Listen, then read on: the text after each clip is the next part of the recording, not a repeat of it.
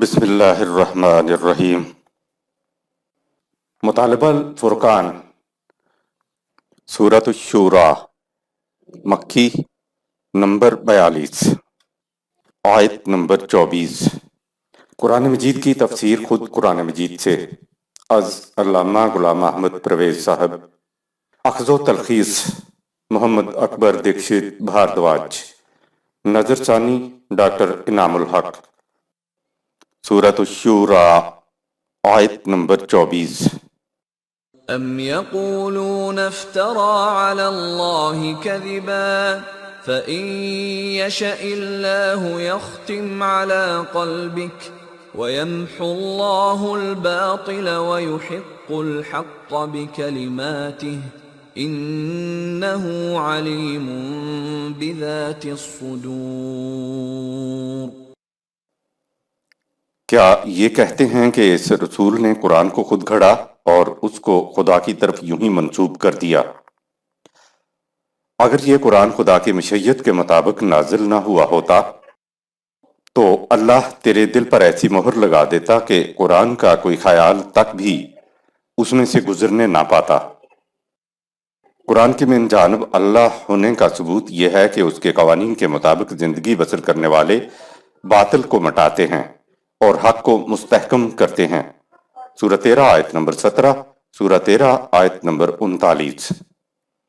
اور خدا کا قانون مکافات دلوں کے حالات تک سے بھی واقف ہے، اس لیے نہ تو کوئی اسے دھوکہ دے سکتا ہے اور نہ ہی وہ نتائج مرتب کرنے میں غلطی کرتا ہے۔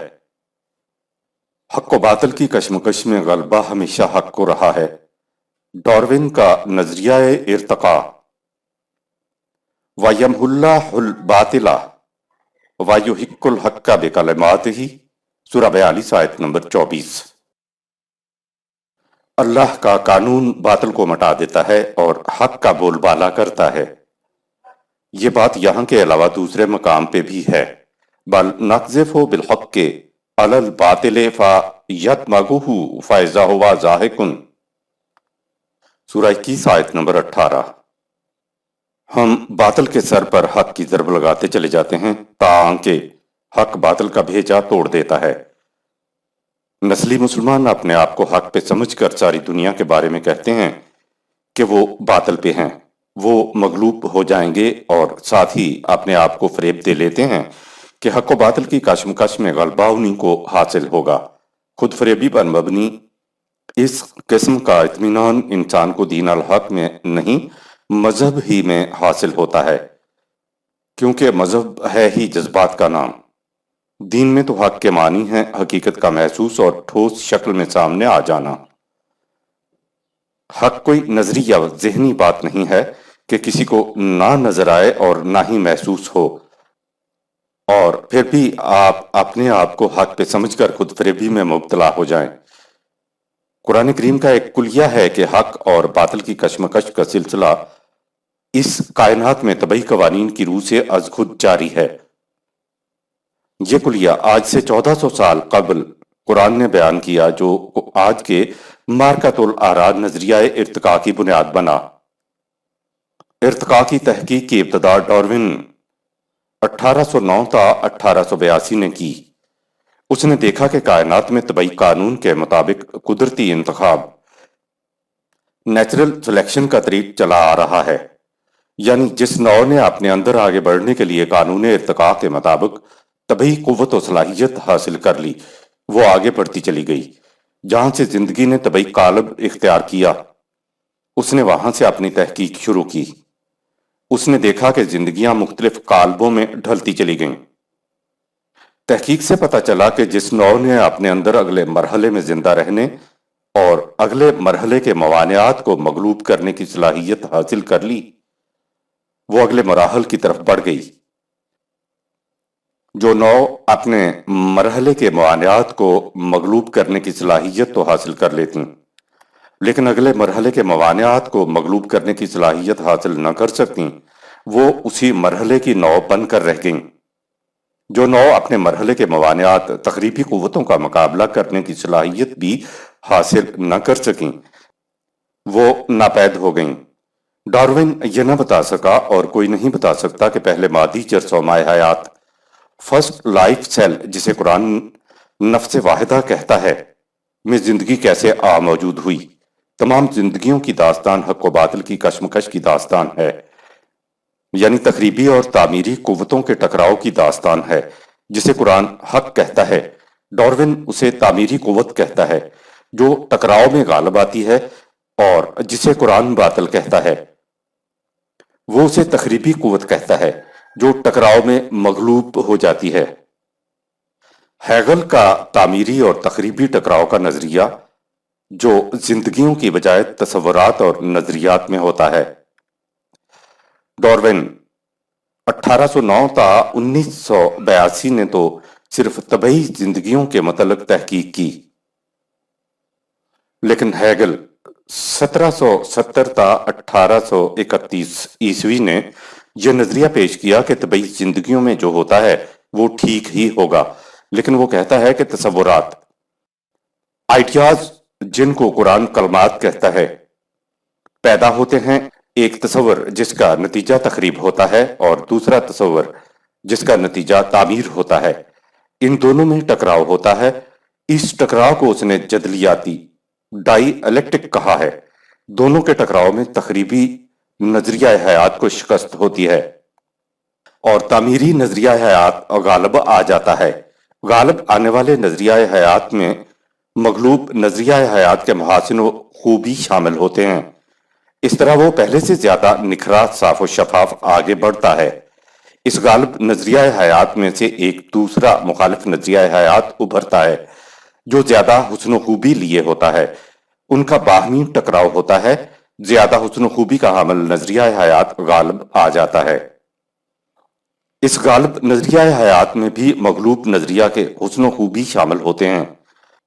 یوں تعمیر و تخریب کے مسلسل باہمی ٹکراؤ سے نظریہ حیات ایک دن سچائی، ٹروتھ یعنی حق تک پہنچ جاتا ہے۔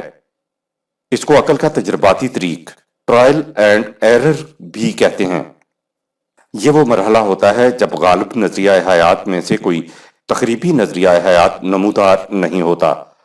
جس نظریہ حیات میں سے کسی قسم کا تخریبی نظریہ حیات نمودار نہیں ہوتا، اسے خدا کی وحی انسان کو پہلے ہی قدم پر بتا دیتی ہے، اور انسان لمبے لمبے سفر، تکالیف و صعوبتوں اور خون ریزیوں سے بچ جاتا ہے۔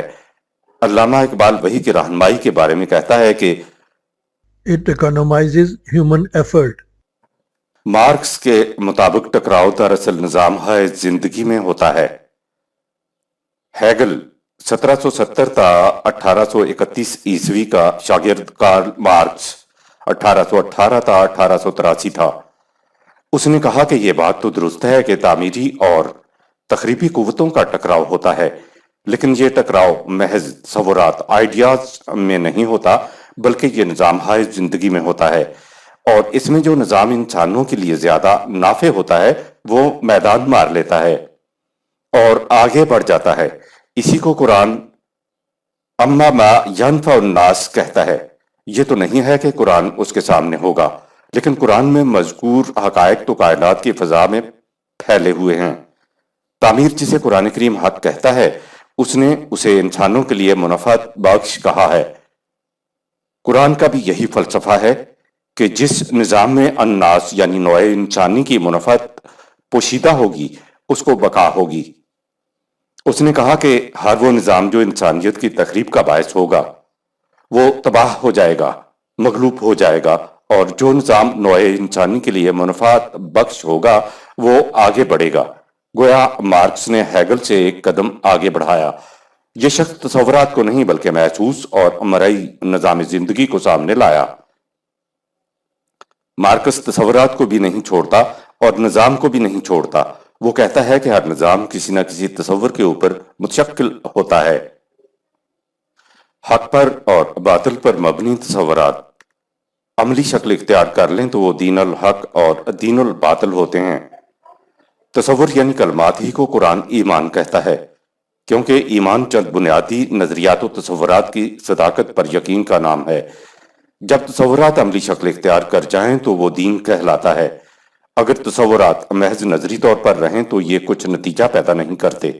دراصل نظریات یا تصورات ہی میں تعبیر و تخریب پوشیدہ ہوتی ہے۔ حق پر مبنی تصورات پر نظام قائم ہوا ہے تو وہ ٹھوس تعمیری نتائج اسی دنیا میں برآمد کرے گا، اور اگر باطل تصورات پر مبنی نظام قائم ہوا ہے تو وہ ٹھوس تخریبی نتائج اسی دنیا میں برآمد کرے گا۔ نتائج اس بات کی شہادت ہوتے ہیں کہ نظام حق پر مبنی ہے یا باطل پر۔ قرآن کریم نے 1400 سال پہلے ہی تصورات اور نظام کا امتزاج پیش کیا۔ ہیگل صرف تصورات کو لے کر چلا، اس کا فلسفہ کچھ دیر رہنے کے بعد بغیر نتائج کے جامد ہو کر ختم ہو گیا۔ کارل مارکس نے نظام کو لیا، لیکن جیسا نظام اس نے قائم کرنا چاہا اس کے مطابق اس کے پاس تصورات، آئیڈیاز نہیں تھے، اس لیے اس کا نظام ختم ہو گیا۔ قرآن نے حقیقت پر مبنی غیر متبدل ابدی تصورات، کلمات دیے تو ساتھ ہی ان سے ہم آہنگ نظام بھی دیا۔ اس آیت میں دیکھیے وَيَمْحُ اللَّهُ الْبَاطِلَ وَيَحِقُّ الْحَقَّ بِكَلِمَاتِهِ، سورہ 42 آیت نمبر 24 میں بے کلمات ہی نظریات یا تصورات کے لیے آیا ہے۔ دین الحق جو خدا کے عطا کردہ نظریات یا کلمات کے اوپر متفرع ہوتا ہے یعنی پھوٹتا ہے، اسی کو حق پہنچتا ہے کہ وہ باقی رہے۔ قرآن کے تصورات پر مبنی نظام کی محسوس شکل کو دین الحق کہتے ہیں، جو اپنے تعمیری نتائج اسی دنیا میں برآمد کرتا ہے۔ جب دین الحق کے تصورات کو ایک گہری سازش کے تحت روایات کی روح سے دوسرے معانی پہنا دیے گئے تو نہ دین الحق کے تصورات وہ رہے جو خدا نے دیے تھے، اور نہ نظام خداوندی ہی قائم رہا۔ دین اسلام مذہب اسلام میں تبدیل ہو گیا۔ آج مسلمان باطل نظریات کو گلے لگائے ہوئے ہیں، جن پر نظام قائم کرنے کی بات کی جائے تو فرقے ایک نظام پر متحد ہی نہیں ہوتے۔ اگر باطل نظریات کی وجہ سے امت فرقوں میں تقسیم ہو گئی ہو تو یہ کبھی ایک نظام پر متحد نہیں ہو سکتی۔ قرآن یعنی الحق پر مبنی نظریات خدا کی صفت الرحمن نے دیے۔ صفت الرحمن میں انقلابی فجائی ارتقاء، ایمرجنٹ ایولیوشن پایا جاتا ہے۔ اس لیے عہد اولیٰ میں مسلمان انقلابی انداز میں آگے بڑھے یا قرآنی نظریات نے انہیں انقلابی انداز میں آگے بڑھایا۔ جب نظریات ہی قرآنی نہ رہے تو پھر مسلمان وَأَنْتُمْ أَعْلَوْنَ یعنی سب سے بلند نہیں رہ سکتے تھے۔ عہد اولیٰ میں نظام کے نتائج انقلابی انداز میں سامنے آئے۔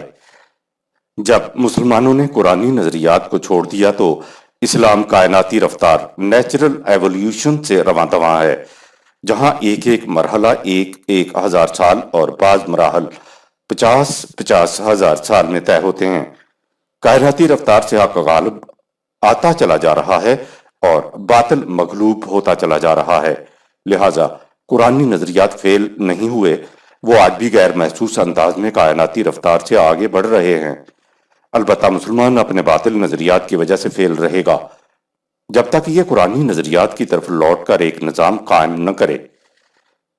اگر آپ قرآن کے نظریات کے متعلق فلسفیانہ انداز میں کہیں کہ یہ بہت بلند ہیں تو اس سے کچھ نتائج برآمد نہیں ہوں گے۔ یہ تو بغیر نظام کے ہیگل والی تفسیر ہوگی۔ نہ تو قرآن کے بالحق نظریات ہمارے ذہنوں میں ہیں اور نہ ہی ان پر ایک نظام کے اندر ہمارا عمل۔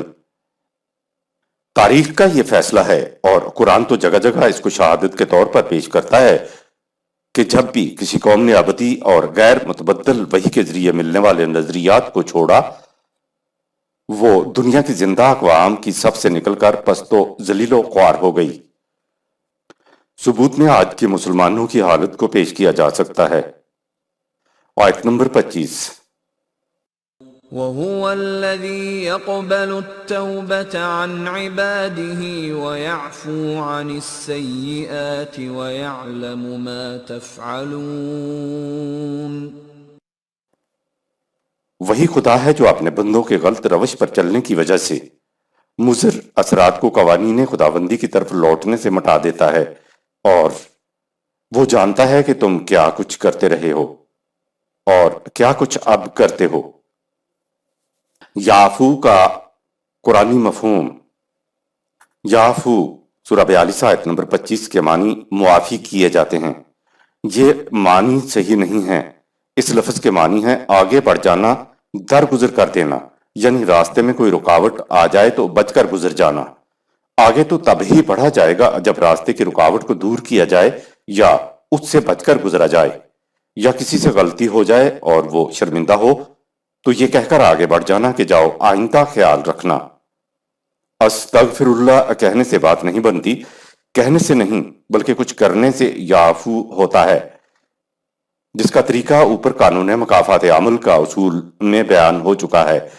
خدا انسانوں کو بہرحال انسان تصور کرتا ہے، معصوم تصور نہیں کرتا۔ ان سے لغزش بھی ہو سکتی ہے، تدبیری غلطی بھی ہو سکتی ہے، کوئی غلط قدم بھی اٹھ سکتا ہے، لیکن تلافی کے لیے معافی مانگنا نہیں ہے، بلکہ صحیح سمت کی طرف قدم اٹھانے سے غلطی کی تلافی ہو سکتی ہے۔ اپنے قانون میں ایسی صورت رکھ دینے کو خدا نے اپنی رحمت کہا ہے۔ یاد رہے، بھیک چاہے خدا سے مانگی جائے یا کسی انسان سے، یہ شرف انسانیت کی تذلیل ہے، اور خدا انسان کو ذلیل نہیں کرنا چاہتا۔ وہ طریقہ بتاتا ہے کہ ان الحسنات یذہبن السیئات، سورہ 11 آیت نمبر 114۔ حسنات سیئات کو مٹا دیتے ہیں۔ دو راہے یا چوراہے سے غلط سمت کی طرف چلنا سیئات ہے۔ غلطی کا احساس ہونے پر غلط راستے سے واپس دو راہے یا چوراہے پر آنا توبہ ہے۔ دو راہے یا چوراہے سے صحیح سمت کی طرف چلنا حسنات ہے۔ جو انسان کو منزل سے قریب کرتا چلا جاتا ہے۔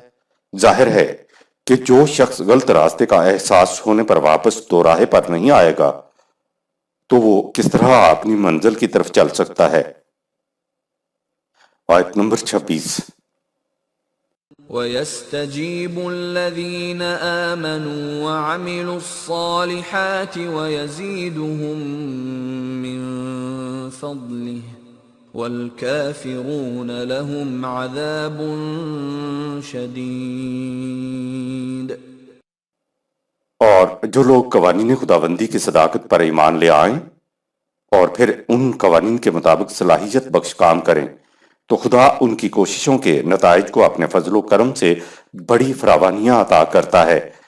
لیکن جو لوگ ان قوانین سے بدستور انکار کیے جاتے ہیں تو انہیں سخت تباہ کاریوں کا سامنا کرنا پڑتا ہے۔ جرم کے مضر اثرات کے ازالے کا قرآنی طریقہ۔ اوپر سورہ 42 آیت 25 میں سیئات اور توبہ کا ذکر ہے۔ سورہ 42 آیت 26 میں جرم کے مضر اثرات کے ازالے کا طریقہ بتایا گیا ہے۔ یہ آیت مسلمانوں کے علاوہ کافروں کے لیے بھی ہے کہ ایمان لائیں، خدا کے قوانین کی صداقت پر ایمان رکھیں اور پھر معاشرے میں اعمال صالح یعنی ہمواریاں پیدا کرنے والے کام کریں تو ذات پر پڑے مضر اثرات مٹ جائیں گے۔ قرآن نے جب بھی جرائم یا غلط روش کے متعلق توبہ کی بات کی ہے تو ساتھ ہی آمنوا وعملوا الصالحات بھی کہا ہے۔ اس میں بڑا عجیب باریک سا نکتہ ہے۔ جرم کرنے والا بہرحال ایمان تو رکھتا ہے، مسلمان تو ہوتا ہے، بشری تقاضوں کی وجہ سے جرم سرزد ہو جاتا ہے تو اس کے لیے مروجہ معانی میں معافی نہیں ہے بلکہ توبہ ہے، یعنی باز آفرینی ہے۔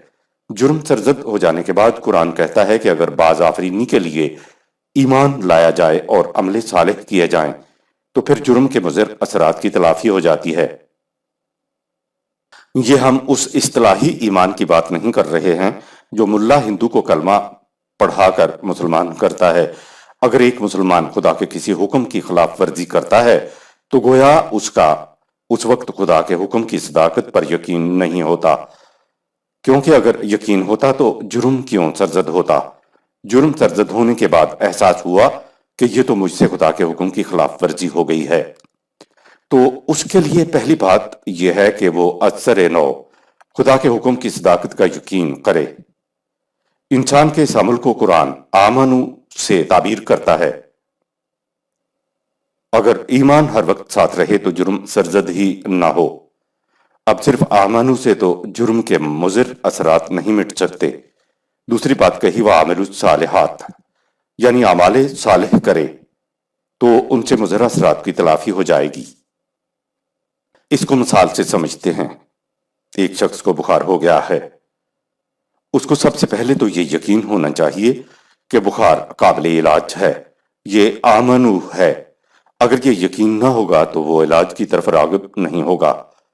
بخار کے علاج کے لیے وہ ڈاکٹر کے پاس جائے گا، اس کی ہدایت کے مطابق دوائی کھائے گا۔ یہ عامل الصالحات ہے۔ بخار تو اتر گیا لیکن کمزوری باقی ہے تو اس کو دور کرنے کے لیے ڈاکٹر ٹانک دیتا ہے۔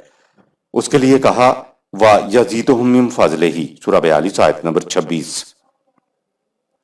یعنی اعمال صالح سے نہ صرف مضر اثرات کا ازالہ ہو جائے گا، بخار اتر جائے گا، بلکہ اس کی وجہ سے ذات کے اندر جو کمزوری آئی ہے وہ بھی دور ہو جائے گی۔ وہ مسلمان جو جرم کرنے کے بعد نہ تو آمنو کی طرف آئے اور نہ ہی اعمال صالحہ کرے تو ان کے لیے کہا وَالْكَافِرُونَ لَهُمْ عَذَابٌ شَدِيدٌ سورہ 42 آیت نمبر 26۔ وہ لوگ جو جرم کرنے کے بعد نہ تو پہلے آمنو پر آئیں اور نہ ہی اعمال صالحہ کریں، یعنی وہ اس یقین کے بغیر رہیں کہ جرم کے مضر اثرات کا ازالہ ہو سکتا ہے، تو ان کے لیے شدید عذاب ہے۔ آیت نمبر 27۔ وَلَوْ بَسَطَ اللَّهُ الرِّزْقَ لِعِبَادِهِ لَبَغَوْا فِي الْأَرْضِ وَلَكِن يُنَزِّلُ بِقَدَرٍ مَّا يَشَاءُ إِنَّهُ بِعِبَادِهِ خَبِيرٌ بَصِيرٌ۔ اگر اللہ اپنے بندوں کے لیے زمین سے رزق بغیر اندازے اور پیمانے کے نکالتا چلا جاتا تو وہ رزق کے سرچشموں کے قابضین دنیا میں ادھم مچا دیتے۔ خدا اپنے قانون کے مطابق ایک اندازے کے مطابق زمین سے رزق نکالتا ہے۔ وہ اپنے بندوں کی ہر بات سے باخبر ہے اور ان پر پوری نگاہ رکھتا ہے۔ زمین کے اندر لامحدود خزانے دفن ہیں، لیکن وہ خدا کے پیمانوں کے مطابق باہر آتے ہیں۔ جوں کاشتکاری قانون زراعت کے مطابق کرتے چلے جا رہے ہیں، فی ایکڑ پیداوار میں اضافہ ہوتا چلا جا رہا ہے۔ زمین میں چھپے خزانے تو لامحدود ہیں، لیکن وہ قدر معلوم کے مطابق ہی باہر آتے ہیں۔ قدر معلوم کے معنی ہے جس قدر انسان خدا کے قوانین کو معلوم کرتا چلا جائے گا، ان قوانین کے مطابق زمین کے خزانے حاصل کرتا چلا جائے گا۔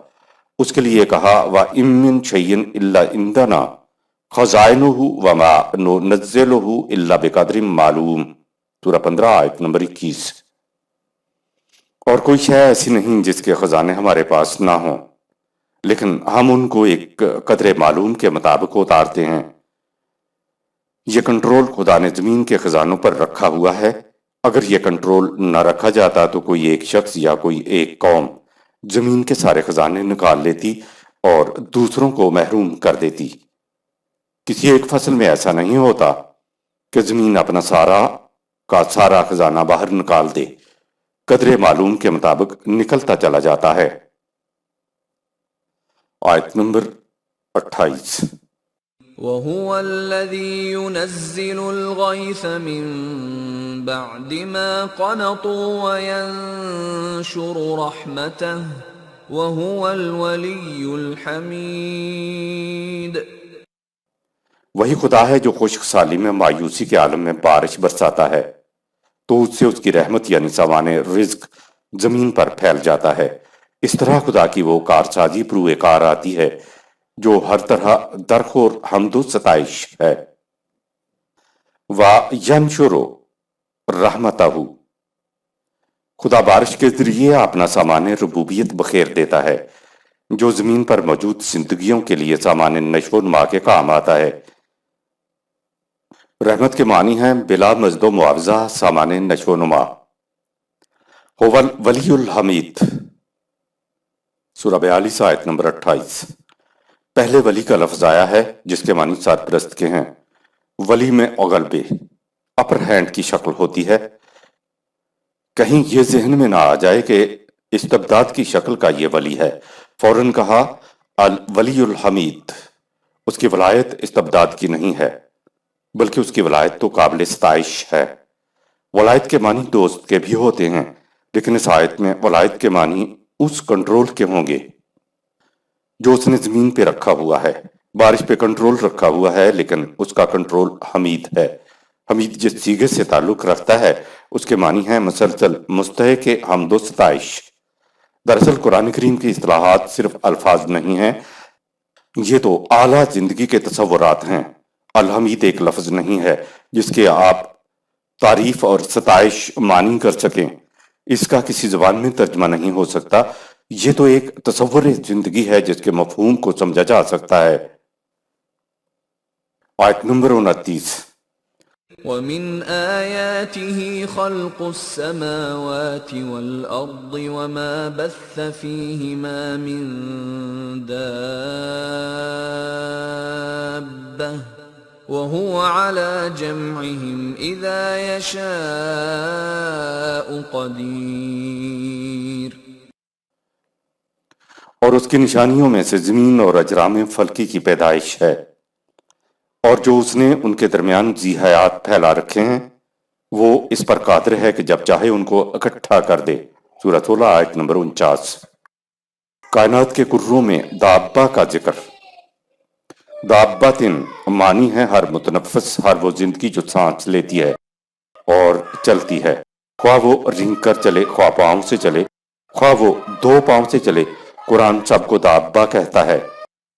اس آیت سے مترشح ہوتا ہے کہ بعض کروں میں زندگی موجود ہے۔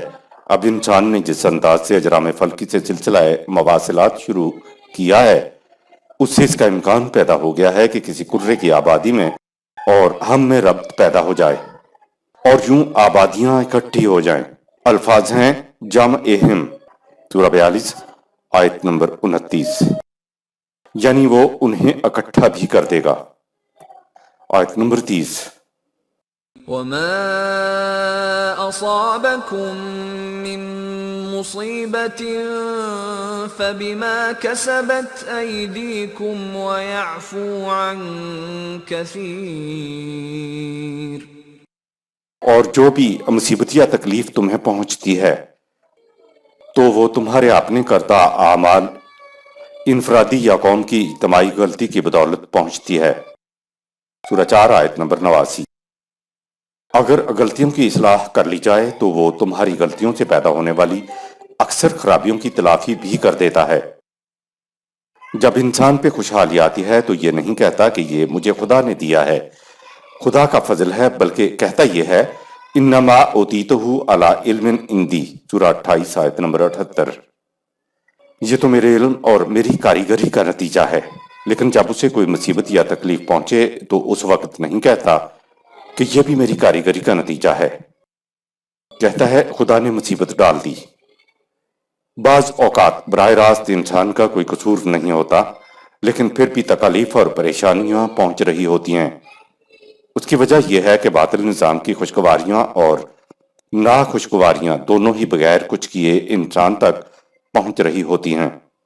نظام صحیح ہو تو ناخوشگواریوں کی بجائے صرف خوشگواریوں کا ہی سامنا ہوگا۔ آیت نمبر 31۔ وَمَا أَنتُم بِمُعْجِزِينَ فِي الْأَرْضِ وَمَا لَكُم مِّن دُونِ اللَّهِ مِن وَلِيٍّ وَلَا نَصِيرٍ۔ اعمال کے نتائج سے بچنے کے لیے تم خدا کے قانون مکافات کو نہ تو زمین میں اور نہ ہی آسمانوں میں شکست دے سکتے ہو۔ یاد رکھو تمہارے لیے اس کے قانون کی پشت پناہی کے علاوہ نہ کسی کی کارسازی کام آ سکتی ہے اور نہ مددگاری۔ آیت نمبر 32۔ وَمِنْ آيَاتِهِ الْجَوَارِ فِي الْبَحْرِ كَالْأَعْلَامِ۔ اور اس کے نظام ربوبیت کی نشانیوں میں سے ایک یہ بھی ہے کہ اس نے سمندر کو ایسا بنایا کہ اس میں پہاڑوں کی مانند بڑی بڑی کشتیاں ہوا کے زور پر تیرتی چلی جاتی ہیں۔ آیت نمبر 33۔ إِن يَشَأْ يُسْكِنِ الرِّيحَ فَيَظْلَلْنَ رَوَاكِدَ عَلَى ظَهْرِهِ إِنَّ فِي ذَلِكَ لَآيَاتٍ لِكُلِّ صَبَّارٍ شَكُورٍ۔ اگر وہ چاہے تو ہواؤں کو روک دے تو پھر یہ کشتیاں سطح سمندر پر ایک جگہ کھڑی رہ جائیں۔ इंसानी दुनिया में खुदा के निज़ाम रबूबियत से वही कौम फायदा उठा सकती है जो निहायत इस्तकामत से काम ले और हर शय को ठीक ठीक उसके मकसद के लिए काम में लाए जिसके लिए उसे बनाया गया है। आयत नंबर 34। أو يوبقهن بما كسبوا ويعفو عن كثير या जो लोग कवानीन खुदाबंदी की अताअत नहीं करते वो अपनी गलत रविश की वजह से तबाह हो जाते हैं, और जो कवानीन खुदाबंदी की अताअत करते हैं उनकी अक्सर गलतियों से दरगुजर कर लिया जाता है। आयत नंबर 35। ويعلم الذين يجادلون في آياتنا ما لهم من محيص इससे उन लोगों को जो हमारे कवानीन के बाब में कटहुज्जतियां करते रहते हैं आखिरकार पता चल जाता है कि उनके लिए भागने की कोई जगह नहीं है। कवानीन खुदाबंदी की असर पजीरी पर बहस करने से क्या फायदा? करो बस ये कि तुम खुदा के कानून की खिलाफ वर्जी करके देख लो, मालूम हो जाएगा कि उसके कानून की तरफ रुजू करने के सिवा और कोई चारा नहीं। मसलन कश्ती को खुदा के कानून के मुताबिक दरिया या समंदर में ना उतारा जाए तो फौरन मालूम हो जाएगा कि वो डूब गई है, और यह भी मालूम हो जाएगा कि खुदा के कवानीन के मुताबिक कश्ती बनाने और चलाने के बगैर कोई और चारा नहीं है। आयत नंबर 36। فما أوتيتم من شيء فمتاع الحياة الدنيا وما عند الله خير وأبقى للذين آمنوا وعلى ربهم يتوكلون बस जो कुछ तुम्हें जिस्मानी नशो नुमा के लिए खुदा के तबई कवानीन की रूह से मिलता है वो आर्जी दुनियावी जिंदगी की मताए हकीर है, और जो कुछ तुम्हें खुदा के वही के मुताबिक जिंदगी बसर करने से मिलता है वो बेहतर और पायदार है। ये उनको मिलता है जो कवानीन खुदाबंदी की ताकत पर ईमान लाकर उन पर भरोसा करके उनके मुताबिक जिंदगी बसर करते हैं। आयत नंबर 37। والذين يجتنبون كبائر الإثم والفواحش وإذا ما غضبوا هم يغفرون बेहतर और पायदार नशो नुमा हासिल करने वाले ये वो लोग हैं जो बड़े जराइम और बुखल या ऐसी खुली बेहयाइयों से बचते हैं जिनसे दूसरों के इंसानियत सोच जज्बात बेदार हो जाएं, और जब किसी बात पर तबीयत में तैश आ जाए तो उसे नुकसान पहुंचाए बगैर दरगुजर कर देते हैं। कबायर अल इस्म वो हैं जो बड़े बड़े जराइम होते हैं, और ये फवाहिश हर बेहयाई की बात है। अरबों के यहाँ सबसे बड़ी काबिल मजम्मत जिसे आप बेहयाई और बेगैरती की बात कहते हैं बुखल होता था। उनके यहाँ कुशादा कल्बी, मेहमान नवाजी और तवाज़े बड़ी बुलंद सिफ्त थी। उसके बरक्स बुखल या तंग नजरी ख्वाह किसी एतबार से भी हो या बेहयाई की बात किसी एतबार से भी हो बहुत मायूब चीज थी। इसके लिए लफ्ज फहाशा आता था। हर वो चीज जो काबिल मजम्मत हो और जिसमें तंग नजरी पाई जाए अरब उसको फवाहिश कहेंगे। आयत नंबर 38।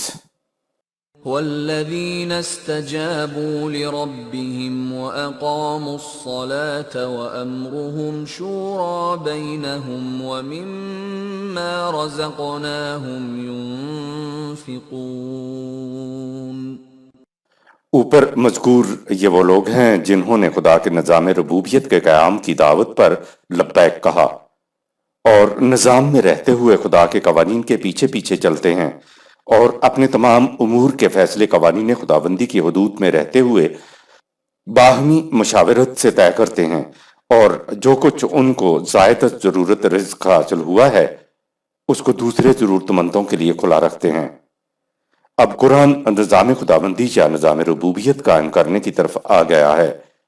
वह अकामुस्सलाता के लिए देखिए सूरतुल बकरा की आयत 3 के तहत। आयत नंबर 39। والذين إذا أصابهم البغي هم ينتصرون. اوپر مذکور یہ وہ لوگ ہیں کہ جب کسی طرف سے کسی پر زیادتی ہوتی ہے تو یہ سب مل کر زیادتی کرنے والے سے بدلہ لیتے ہیں، یعنی انفرادی طور پر نہیں بلکہ نظام بدلہ لیتا ہے۔ ینتصرون کے لفظ کا مادہ ہے نون صاد رے، اس کے معنی ہے بدلہ لینا، اپنی مدد کرنا، مدد طلب کرنا۔ نظام ہوگا تو نظام بقدر جرم بدلہ لے گا، زیادتی نہیں کرے گا، اور اگر نظام نہ ہو اور خود بدلہ لینے کی بات ہو تو بھی بقدر جرم بدلہ لیا جائے، زیادتی نہ ہونے پائے۔ آیت نمبر 40۔ وجزاء سيئة سيئة مثلها فمن عفا وأصلح فأجره على الله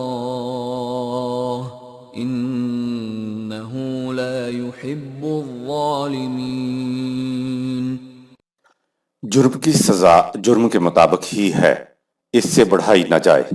اگر دیکھو کہ مجرم اپنے کیے پر نادم ہے اور معاف کر دینے سے اس کی اصلاح ہو سکتی ہے تو درگزر سے کام لو۔ درگزر کر دینے کا اجر خدا کے ذمہ ہے۔ یاد رکھو خدا کے قانون کی روح سے ظلم و زیادتی بڑی ہی ناپسندیدہ بات ہے۔ قرآنی معاشرے میں سزا کے متعلق عمل پیرائی کی حدود۔ کہا وَجَزَاءُ سَیِّئَةٍ سَیِّئَةٌ مِثْلُهَا، سورہ 42 آیت نمبر 40۔ جرم کا بدلہ یا جرم کی سزا جرم کے برابر ہے، اس سے زیادہ نہیں ہے۔ پہلی پابندی تو یہ ہے کہ جرم سے زیادہ بدلہ یا سزا نہیں ہے۔ خواہ ذاتی طور پر ایسا موقع آ جائے، اگر نظام بدلہ لے یا سزا دے تو نظام کا قانون ایسا ہونا چاہیے کہ جرم کی حد سے زیادہ سزا نہ دی جائے۔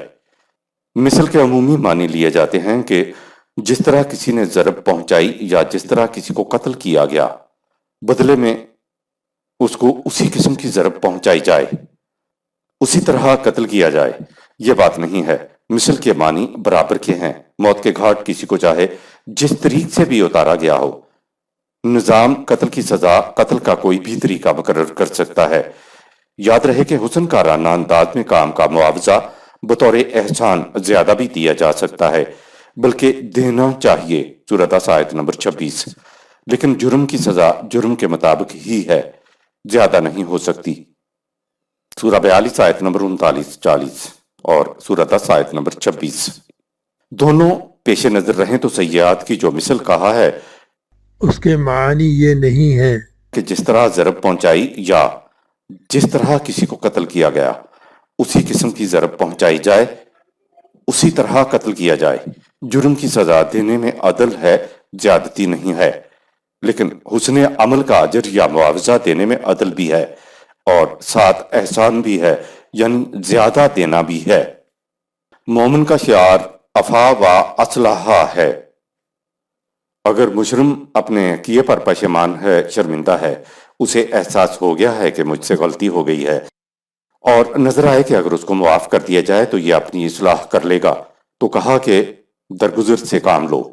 مجرم کو جرم کی سزا سے تو صرف تمہارا کلیجہ ہی ٹھنڈا ہوگا، اور معاف کر دیا تو ذہن میں آئے گا کہ نہ تو میرا کلیجہ ٹھنڈا ہوا اور نہ ہی میرے ہاتھ کچھ آیا، تو کہا فَأَجْرُهُ عَلَى اللَّهِ، سورہ 42 آیت نمبر 40۔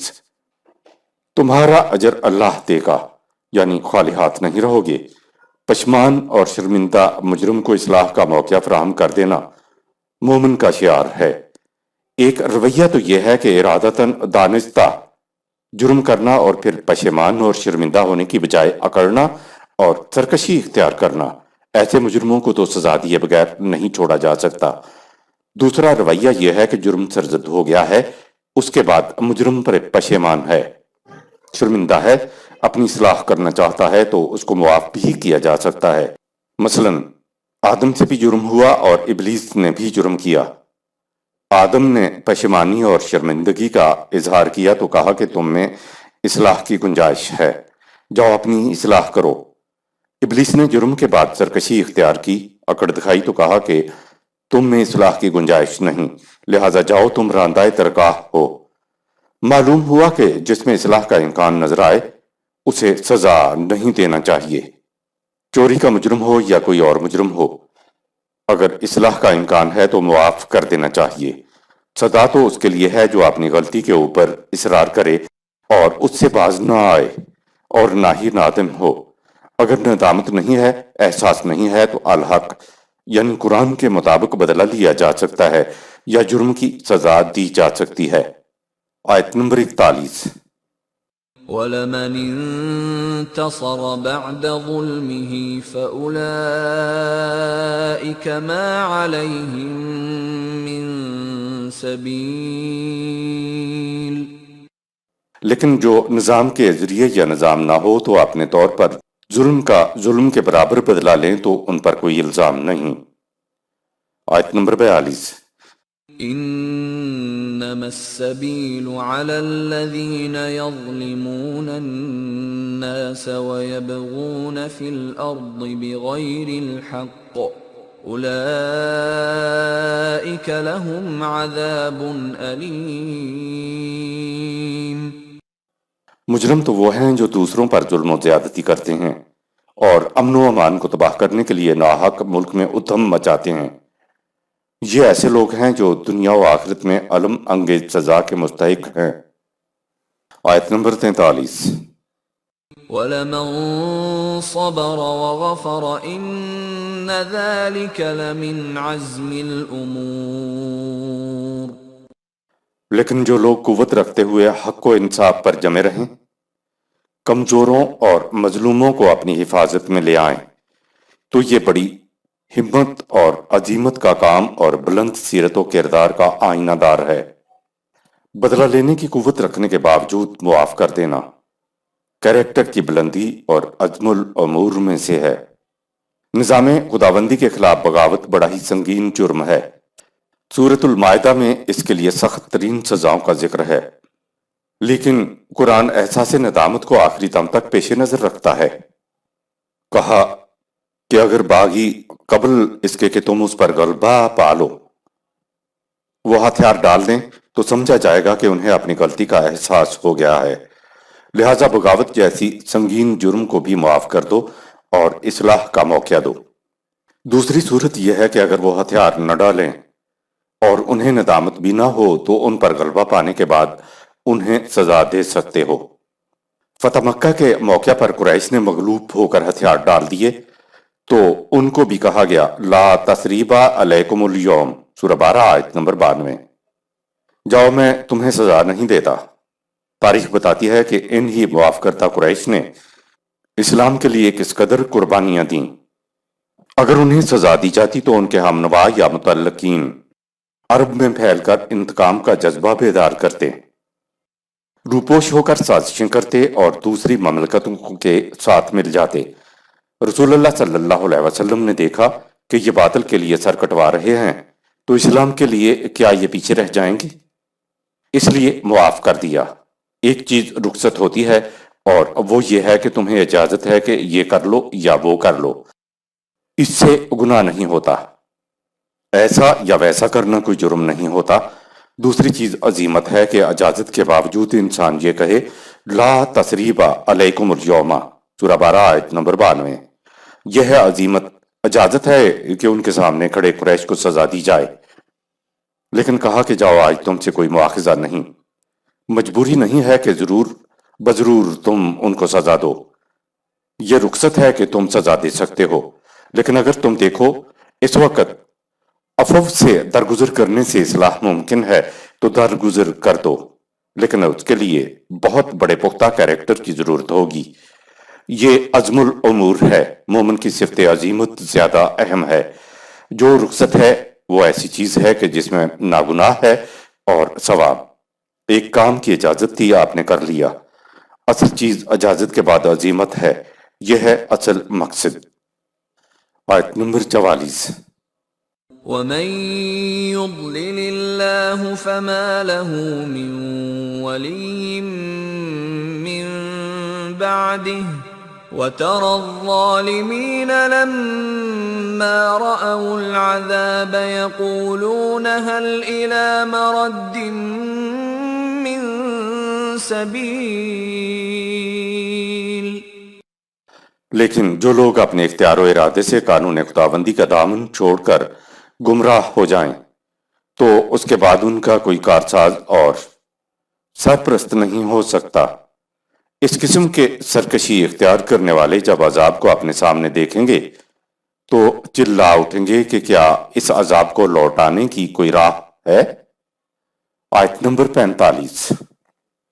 وَتَرَاهُمْ يُعْرَضُونَ عَلَيْهَا خَاشِعِينَ مِنَ الذُّلِّ يَنظُرُونَ مِن طَرْفٍ خَفِيٍّ وَقَالَ الَّذِينَ آمَنُوا إِنَّ الْخَاسِرِينَ الَّذِينَ خَسِرُوا أَنفُسَهُمْ وَأَهْلِيهِمْ يَوْمَ الْقِيَامَةِ أَلَا إِنَّ الظَّالِمِينَ فِي عَذَابٍ مُقِيمٍ۔ جب سرکشی اختیار کرنے والوں کو عذاب کے روبرو لایا جائے گا تو ان کی رعونت و سرکشی سب ختم ہو چکی ہوگی۔ وہ نہایت عاجزی سے کنکھیوں سے ادھر ادھر دیکھیں گے، کیا ان پر کوئی ترس کھاتا ہے؟ ایمان والے ان سے کہیں گے کہ تم نے دیکھ لیا کہ آخر کار نقصان میں وہی رہے جنہوں نے دنیاوی مفاد پر نگاہ رکھی اور مستقبل کی زندگی کو نظر انداز کر دیا، اور اس طرح خود بھی تباہ ہوئے اور اپنے ساتھ اپنے ہم نوا ساتھیوں کو بھی لے ڈوبے۔ یہ لوگ ایک مستقل عذاب میں رہیں گے۔ عذاب کے نمودار ہونے سے پہلے انسان کے پاس موقع ہوتا ہے کہ وہ اپنی اصلاح کر لے اور اعمال صالحہ زیادہ سے زیادہ کرے، لیکن عذاب کے نمودار ہونے کے بعد عذاب سے بچنے کی کوئی صورت نہیں ہے۔ آیت نمبر 46۔ وَمَا كَانَ لَهُم مِّنْ أَوْلِيَاءَ يَنصُرُونَهُم مِّن دُونِ اللَّهِ وَمَن يُضْلِلِ اللَّهُ فَمَا لَهُ مِن سَبِيلٍ۔ اس وقت کوئی سرپرست ایسا نہ ہوگا جو خدا کے مقابل ان کی کچھ بھی مدد کر سکے۔ حقیقت یہ ہے کہ جو اپنے اختیار و ارادے سے خدا کے قانون کو چھوڑ کر غلط راستے اختیار کر لے اسے فلاح و بہبود کا راستہ مل ہی نہیں سکتا۔ ہم بس یا ریل گاڑی میں سفر کرتے ہوئے جب کسی اسٹیشن پر پہنچتے ہیں تو کہتے ہیں کہ گجرانوالا یا کوئی اور شہر آ گیا۔ شہر تو اپنی جگہ پر ہوتا ہے، وہ نہیں آتا، ہم اس شہر پہنچ رہے ہوتے ہیں۔ اسی طرح عذاب کہیں باہر سے نہیں آتا، عذاب انسان کے اپنے اعمال کا فطری نتیجہ ہوتا ہے۔ یہ آتا نہیں بلکہ انسان اسٹیشن کی طرح خود عذاب میں پہنچ جاتا ہے۔ آیت نمبر 47۔ استجیبوا لربکم من قبل ان یأتی یوم لا مرد له من اللہ ما لکم من ملجأ یومئذ وما لکم من نکیر۔ اے رسول ان سے کہہ دو کہ تم اپنے خدا کی اس دعوت پر لبیک کہو قبل اس کے کہ خدا کی طرف سے وہ انقلاب آ جائے جو آ کر واپس نہیں جایا کرتا۔ اس وقت نہ تو تمہیں کہیں پناہ مل سکے گی اور نہ ہی تم اپنے جرائم سے انکار کر کے بچ سکو گے۔ آیت نمبر 48۔ فَإِنْ أَعْرَضُوا فَمَا أَرْسَلْنَاكَ عَلَيْهِمْ حَفِيظًا إِنْ عَلَيْكَ إِلَّا الْبَلَاغُ وَإِنَّا إِذَا أَذَقْنَا الْإِنسَانَ مِنَّا رَحْمَةً فَرِحَ بِهَا وَإِن تُصِبْهُمْ سَيِّئَةٌ بِمَا قَدَّمَتْ أَيْدِيهِمْ فَإِنَّ الْإِنسَانَ كَفُورٌ۔ پس اے رسول اگر یہ تیری دعوت سے منہ موڑیں تو ہم نے تم کو ان پر داروغہ مقرر نہیں کیا کہ زبردستی ان کو دعوت کی طرف لانا ہے۔ تمہارا فریضہ تو بس یہ ہے کہ ہمارے پیغام کو ان تک پہنچا دو۔ انسان کی حالت یہ ہے کہ رزق کی فراوانیوں میں اترانے لگتا ہے، اور اگر اس کے اعمال کی پاداش میں اس کو کوئی مصیبت پہنچے تو سارا الزام خدا پر دھرتا ہے۔ حقیقت یہ ہے کہ انسان ہے ہی بڑا ناشکرا۔ اس آیت سے معلوم ہوا کہ تلوار کے زور پر اسلام پھیلانے کی قرآن اجازت نہیں دیتا۔ آیت نمبر 49۔ للہ ملک السماوات والارض يخلق ما يشاء يهب لمن يشاء إناثا ويهب لمن يشاء الذكور۔ انسان کے منہ موڑنے سے کیا بگڑتا ہے؟ کائنات کی پستیوں اور بلندیوں میں سارا اقتدار و اختیار اسی کا ہے۔ وہ اپنے قانون کے مطابق جو چاہتا ہے پیدا کرتا ہے۔ اسی قانون کے مطابق کسی کے ہاں بیٹیاں پیدا ہوتی ہیں تو کسی کے ہاں بیٹے پیدا ہوتے ہیں۔ لڑکے یا لڑکی کی پیدائش کا انحصار مرد کے نطفہ پر ہوتا ہے۔ عورت تو مانند کھیتی ہے، جس قسم کا بیج ڈالا جائے گا وہی اگے گا۔ بیج مرد کا نطفہ ہے، لڑکی کا بیج ہے تو لڑکی پیدا ہوگی، اور اگر لڑکے کا بیج ہے تو لڑکا پیدا ہوگا۔ بیٹیاں پیدا ہونے پر عورت کو لعنت ملامت کرنا نادانی کی بات ہے۔ آیت نمبر 50۔ او يزوجهم ذكرانا واناثا ويجعل من يشاء عقيما انه عليم قدير۔ یا اس کے قانون کے مطابق بیٹے اور بیٹیاں دونوں پیدا ہوتے ہیں، اور کسی کے ہاں اولاد ہی پیدا نہیں ہوتی۔ یہ سب کچھ اس کے مقرر کردہ قوانین کے مطابق ہوتا ہے، جس کی بنیاد علم خداوندی پر ہے۔ طبعی قانون کی بنیاد پر خدا اور انسان کے علم کا مفہوم۔ یہ بات نہیں ہے کہ جو بات خدا کے علم میں ہے وہ انسان کے علم میں نہیں آ سکتی۔ دراصل بات یہ ہے کہ انسان کو خدا نے طبعی قوانین کی روح سے سر انجام ہونے والے تمام امور کے بارے میں علم حاصل کرنے کی صلاحیت دی ہوئی ہے۔ جو بات طبعی قوانین کی روح سے ہونے والی ہے وہ علم انسانی کی کمی کی وجہ سے آج اگر انسان کے علم میں نہیں ہے تو وہ خدا کے علم میں تو ہوتی ہے۔ جب انسان کا فہم بلند ہو جاتا ہے اور انسان طبعی قوانین کی روح سے سر انجام ہونے والے امور کا علم حاصل کر لیتا ہے، یعنی خدا کے طبعی قانون کو بے نقاب کر لیتا ہے، تو وہ بات انسان کے علم میں بھی آ جاتی ہے۔ بیٹے اور بیٹیاں طبعی قانون کی روح سے پیدا ہوتے ہیں۔ آج انسان نے پیدائش کے طبعی قانون کا علم حاصل کر لیا ہے تو اب پیدائش کے متعلق علم انسان کو بھی ہے۔ آیت نمبر 51۔ وما كان لبشر ان يكلمه الله الا وحيا او من وراء حجاب او يرسل رسولا فيوحي باذنه ما يشاء انه علی حکیم۔ کوئی بشر اس بات کا متحمل نہیں ہو سکتا کہ اللہ اس سے کلام کرے سوائے اس کے کہ خدا براہ راست اپنا کلام نبی کے قلب میں ڈال دیتا تھا، یا پردے کے پیچھے سے خدا کی بات نبی کے کان تک پہنچ جاتی تھی، یا فرشتہ بھیجا جاتا جو بالکل اسی طرح جس طرح خدا چاہتا ہے کہ پیغام پہنچے وہی کو قلب نبی پر القا کر دیتا تھا۔ یہ انتظام اس خدا کی طرف سے تھا جو علم کی انتہائی بلندیوں کا مالک ہے اور جس کا ہر فیصلہ حکمت پر مبنی ہے۔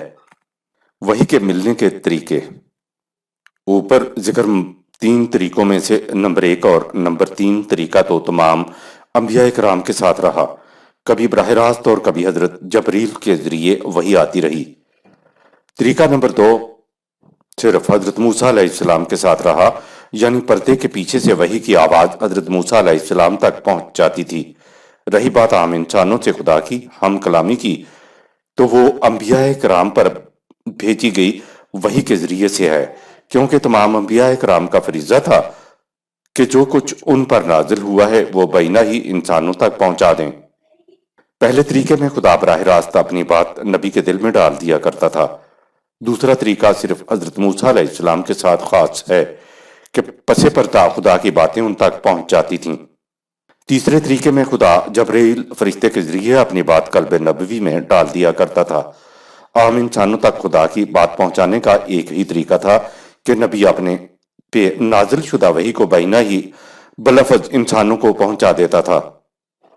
ہم کچھ نہیں کہہ سکتے کہ جبرائیل کیا تھا، کس طرح قلب نبوی پر وحی القاء کیا کرتا تھا، یا خدا کس طرح براہ راست انبیاء کرام کو وحی کیا کرتا تھا، یا پردے کے پیچھے سے کس طرح آواز حضرت موسیٰ علیہ السلام تک پہنچتی تھی۔ ہمارا ایمان اتنا ہی ہے کہ رسول اللہ صلی اللہ علیہ وسلم نے کہا کہ یہ اللہ کا ارشاد ہے۔ بس ان الفاظ پہ ہمارا ایمان ہے کہ یہ خدا کا ارشاد ہیں جو زبان نبی سے ہم تک پہنچے ہیں۔ وہی جب آتی تھی تو ساتھ بیٹھا ہوا آدمی بھی نہیں سن سکتا تھا۔ اس بات کی ہمارے لیے ذرا بھی اہمیت نہیں کہ خدا کی طرف سے وہی کس طرح آتی تھی، کیونکہ ہم معلوم ہی نہیں کر سکتے۔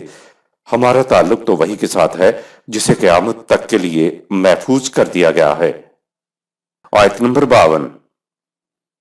وَكَذَلِكَ أَوْحَيْنَا إِلَيْكَ رُوحًا مِّنْ أَمْرِنَا مَا كُنْتَ تَدْرِي مَا الْكِتَابُ وَلَا الْإِيمَانُ وَلَكِنْ جَعَلْنَاهُ نُورًا نَهْدِي بِهِ مَن نَّشَاءُ مِنْ عِبَادِنَا وَإِنَّكَ لَتَهْدِي إِلَى صِرَاطٍ مُسْتَقِيمٍ۔ اور دیگر انبیاء کی طرح اے رسول ہم نے اس کو قرآن کو تیری طرف وحی کیا جو ہمارے عالم امر سے بڑی توانائیاں ساتھ لیے تیری طرف نازل ہوا ہے۔ تجھے تو وحی سے قبل معلوم ہی نہ تھا کہ خدا کی طرف سے کتاب کیا ہوتی ہے اور ایمان کسے کہتے ہیں۔ ہم نے اس قرآن کو جگمگاتا ہوا نور بنا دیا ہے جس سے ہم اپنے بندوں کو اپنے قانون ہدایت کے مطابق زندگی کا صحیح راستہ دکھاتے ہیں۔ اور یقیناً اے رسول تم اس قرآن کے ذریعے لوگوں کو سیدھی اور متوازن راہ کی طرف رہنمائی کر رہے ہو۔ خدا کا قانون ہدایت یہ ہے کہ جو شخص عقل و فکر سے کام لے کر اس کی طرف رجوع کرے وہ اس سے رہنمائی حاصل کر سکتا ہے۔ آیت نمبر 53۔ صراط اللہ الذی له ما فی السماوات وما فی الارض الا الی اللہ تصیر الامور۔ یعنی خدا کی وہ راہ جس کے مطابق کائنات کی پستیوں اور بلندیوں میں جو کچھ ہے وہ سب اس کے متعین کردہ پروگرام کی تکمیل کے لیے سرگرم عمل ہیں، اور تمام امور اسی کے قانون کے مطابق سر انجام پاتے ہیں۔ صدق اللہ العظیم۔ آیت نمبر 53 کے ساتھ ہی سورۃ الشورى اختتام پذیر ہوئی۔ شکریہ۔